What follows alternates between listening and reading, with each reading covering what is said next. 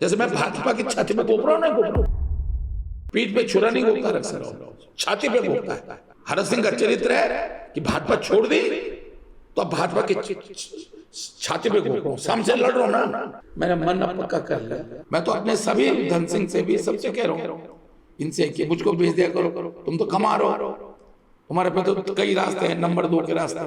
अब तो नहीं तो कहां से आ रहा है? अच्छा मुझे बता दो, महेंद्र भट्ट ने क्या कभी कोई नौकरी करी? उत्तराखंड की राजनीति में इन दिनों हरक सिंह का एक अलग ही शो चल रहा है। पूर्व कैबिनेट मंत्री हरक सिंह रावत बीजेपी पर ऐसे वार कर रहे हैं जैसे वो कभी उस पार्टी का हिस्सा ही ना रहे हों। तेवर इतने तल्ख कि सियासी हलकों में हलचल मच गई है। अब बड़ा सवाल यही है कि हरक सिंह अकेले तीर चला रहे हैं या फिर बीजेपी के भीतर कोई गुप्त तीरंदाज उन्हें तीर कमान सप्लाई कर रहा है। देखिए खास रिपोर्ट।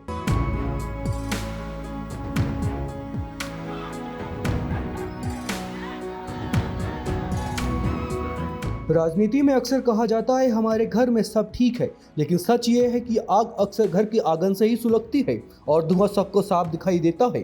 अब बेबाक हरक सिंह रावत को ही देख लीजिए, जिनके बयानों ने बीजेपी में खलबली मचा दी है।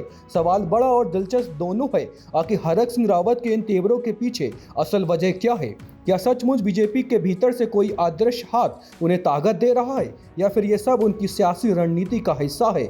जिस अंदाज में हरक सिंह रावत इन दिनों बीजेपी पर लगातार ताबड़तोड़ हमले कर रहे हैं, उसने राजनीतिक हलकों में कई तरह की चर्चाओं को हवा दे दी है।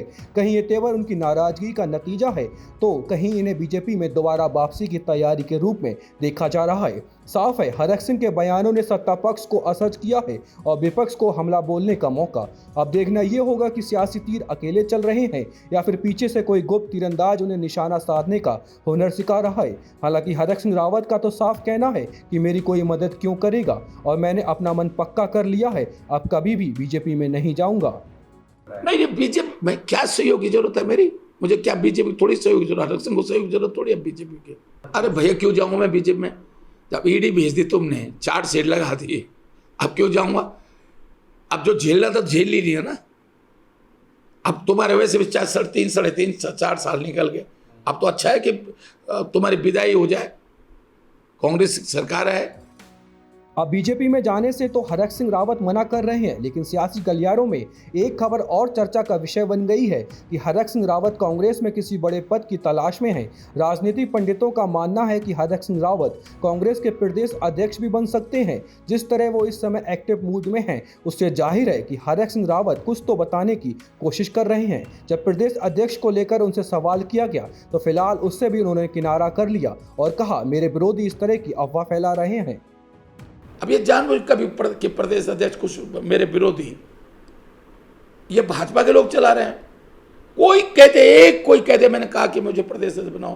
भाई करण मेरा काम कर रहे हैं, पार्टी जो निर्णय लेगी।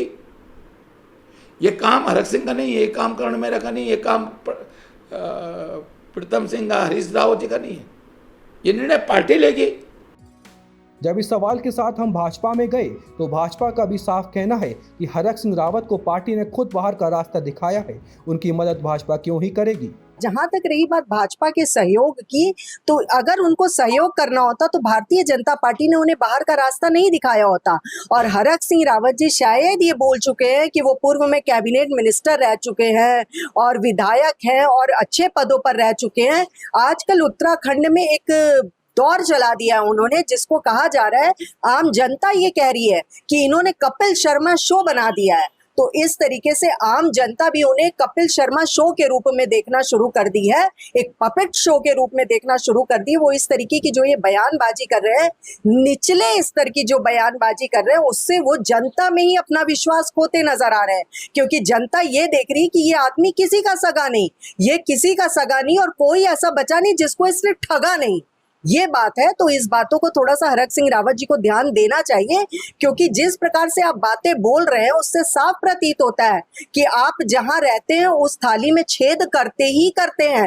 तो जनता अगर आप पर भरोसा करेगी तो आप उसके साथ भी कहां से न्याय करेंगे? तो ये बात उनको सोचनी चाहिए और इस विषय में उनको जरूर मनन करना चाहिए। अब हरक सिंह रावत ने भले ही हर सवाल से किनारा कर लिया हो, लेकिन राजनीतिक का ये खेल अब और दिलचस्प हो गया है। 2027 विधानसभा चुनाव से पहले हरक सिंह रावत के बयानों के कई मायने निकाले जा रहे हैं, लेकिन भाजपा का साफ कहना है कि उनकी पार्टी का कोई भी सदस्य अंदरूनी तीर नहीं चला रहा। अब देखना होगा हरक सिंह रावत के ये वार चुनावी समर में कितना असरदार साबित होते हैं या फिर ये महज बयानबाजी बनकर रह जाएंगे। ब्यूरो रिपोर्ट देवभूमि इनसाइडर।